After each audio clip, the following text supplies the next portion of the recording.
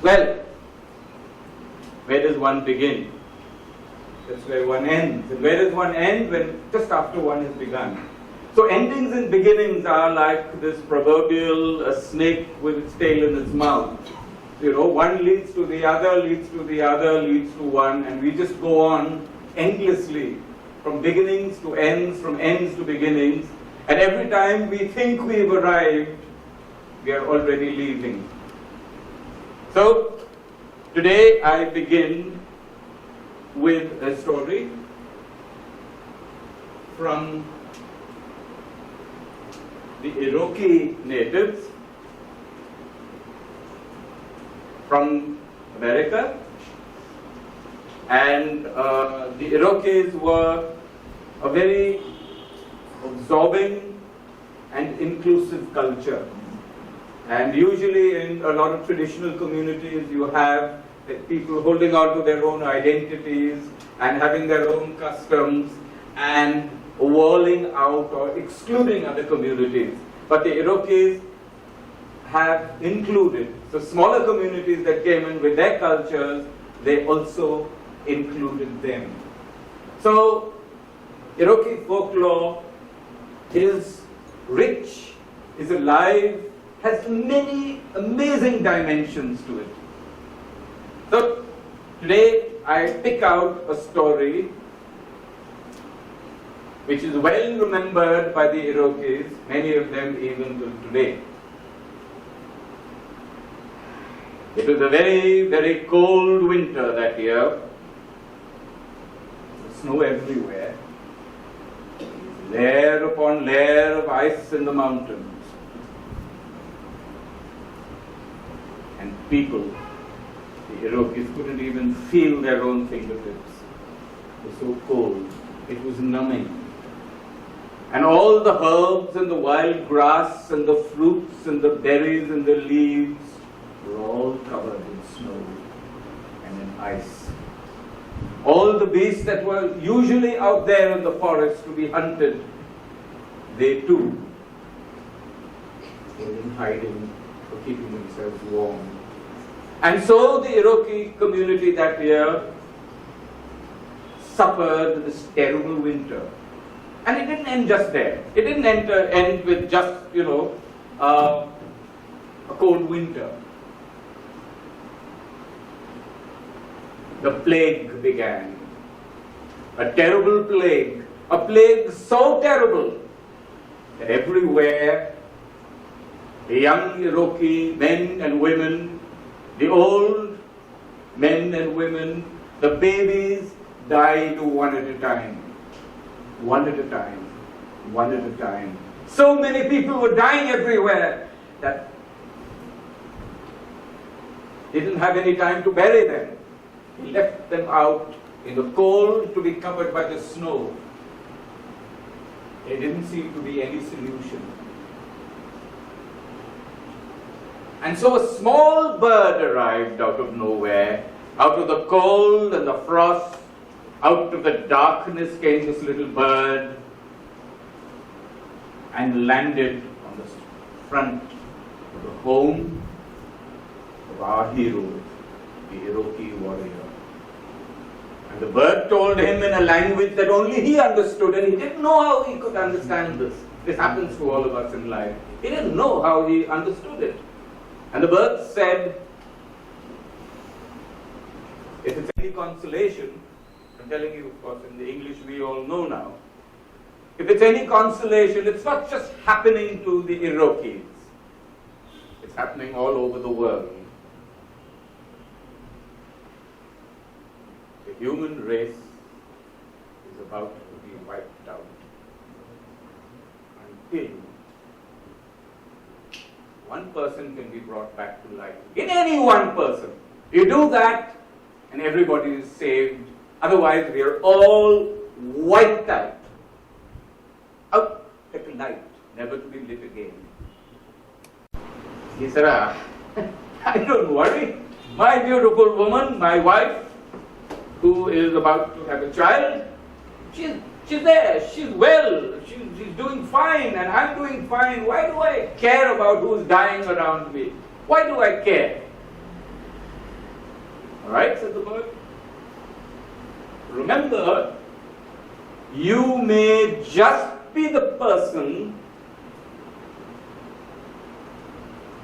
who is going to save the world. Just be the person who's going to save the world. I'm not interested in saving the world. I'm interested in my little family, my beautiful wife, my little baby that's going to be born. That's all. I'm not interested in saving the world. Why do I want to save the world? Suit yourself, said the bird, and flew off into the cold. Then it struck him. There's not a single living wild creature out there. Where? The bird comes out of nowhere. Bird comes out of the snow and the frost and the wind. Bird comes out of the night. Where could this bird have come from? Who could this bird be? And he rushed out into the doorway and he said, "Hello there! Come back! Hello! Please come back! I need an answer!" The only answer he got was the cold wind blowing and the sound of people groaning in the dark because they were dying, as they say, like flies everywhere. At night, he lay there next to his wife and he said, "We've got a beautiful future ahead of us. We will have this beautiful child, and I've let the winter will pass and the spring will come and we'll grow our corn and we will live happily." But he didn't get a response from his wife. She was unusually still. He looked at her and he realized definitely something is wrong. "Hello, are you okay?" He got some water. He got a rag. He heated the water. The warm water on a rag and he put it on her forehead. "Are you okay? My dear, are you okay?" She could hardly move her lips. He was sure she was going to die. Suddenly, this whole world of his, beautiful, cozy world of his, has come crashing down, smashing and breaking into little bits and turning into dust in front of his eyes. His world and his tomorrow was soon to be lost forever. And he wasn't going to have it. He wasn't going to have it. He was going to save his wife. He was going to save his little baby that is going to be born. And he was going to save his future. Even if it meant saving mankind, humankind. If he had to save everybody, he'll do it if he could save his wife. So he rushed out blindly. You know what happens when you really want to do something and get it done under the most difficult circumstances? He rushed out. He rushed out. He rushed into the dark. "Hello! Save my wife! Save my wife!" The wind blew. The snow rose in curls, snow dust everywhere. And he ran into the dark shouting, "Save my wife, my family, my present, my future, my home, my happiness. We are all born to be happy. Save me." Ultimately, he was tired shouting and he fell in the snow. And when he fell in the snow, this deep impression was made in the snow because he was a big guy. He was a big, handsome, brave man, huge fellow. And when he fell in the snow, he went. When he fell, the wind blew over him.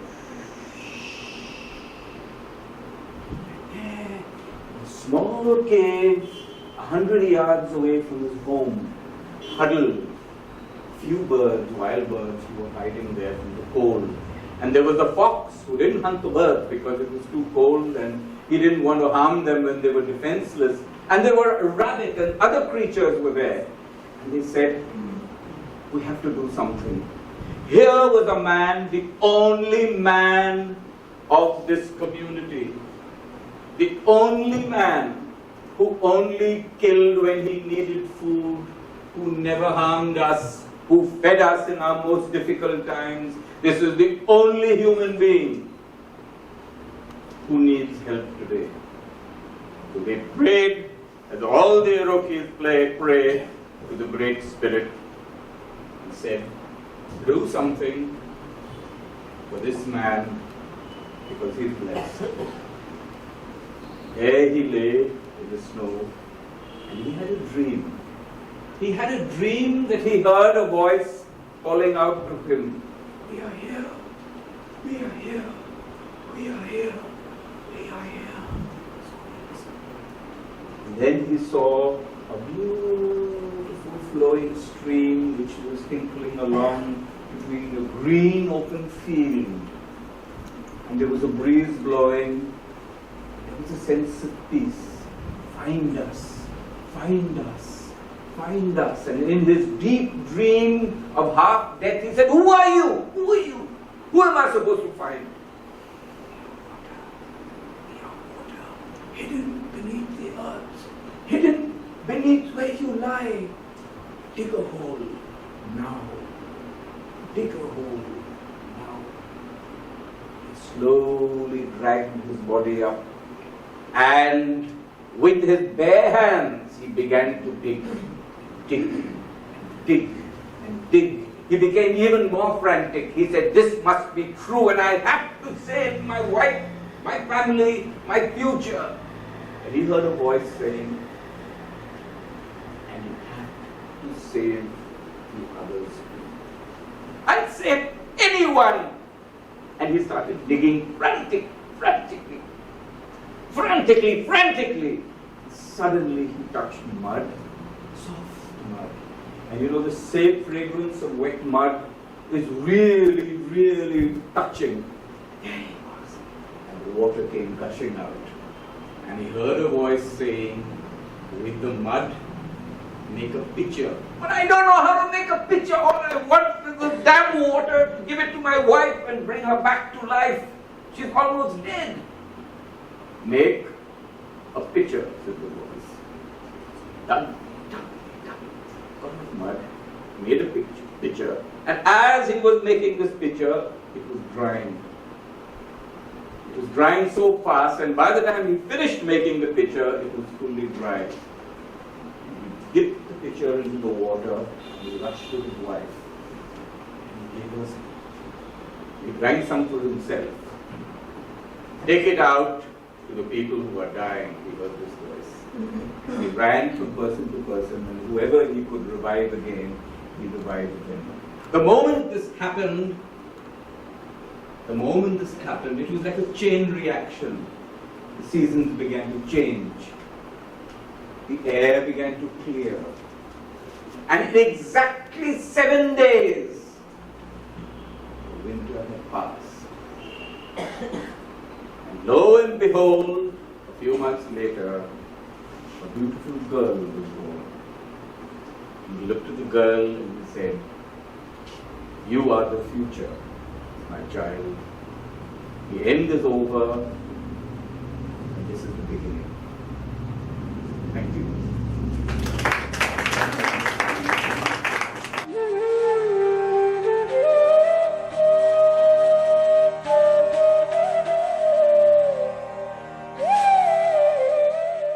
This is the story from the Algonquins. And the Algonquins are in the northern hemisphere around the Canada side. And they are a very closed community.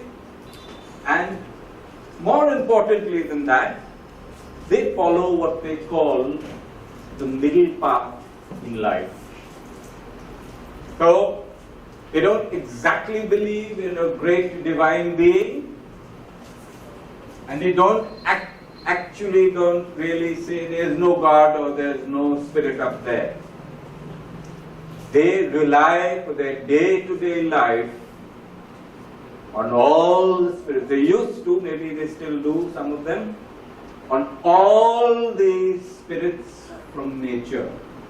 And it is these spirits of nature, this wisdom of nature, that help the Olympians to live their lives, give them a truth.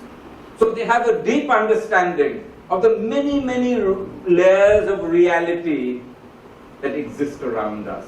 Maybe some of us in this room do have this awareness, maybe some of us don't. But definitely they do. Well, this is the story again of a man and his wife. And on his wedding night, he had proved himself to her family and he had won her hand in marriage. But on the wedding night, she died. Terrible end. His wife lay there, dead. He couldn't believe what had happened. It was an end. An end to all that happiness he had seen for himself. A complete end. Over. Kaput. Yeah? He said, I don't know what to do. I've never given up in anything I've done in my life. I'm the best archer, I'm the best angler, I'm the best hunter. I have the largest vocabulary of spirit language in my whole community, and yet I can't stop. This person is dead. And I am not going to accept that this is the end. Thus started his beginning. He went everywhere. Everywhere alone, everywhere in the dark, everywhere in the wilderness of his land, everywhere he went, listening carefully. Can I hear the voices of the spirits of the other world? Can I? And so, guess what? He came to a group of elderly people who were sitting, who were known to have walked the spirit path. Said, can you help me, sir? Help you? What do you want us to help you? How can we help you? You're the one whose wife died just now, right? He said, yes. I want to go to the spirit land. You mean the land of the dead? Is it possible? It's not possible. You go there, you don't come back. It's a one-way ticket, they said. I know, but I want to try. Right? And then they gave him a mystic stick. And they said, you go wherever you go, don't let this go. Hold on to it and come back. Go to the wise man who lives in the mountains. So he went off to the wise man who lived in the mountains. He said, now what do you want? He said, but I haven't come to you before. How can you tell me now? Of course you've come to me many times. Yes, in your dreams you have come to me in the past to ask for wisdom, and I have given you wisdom. Don't you remember me? I'm sorry, sir, I don't. Ah, you careless young man, he said. What do you want now?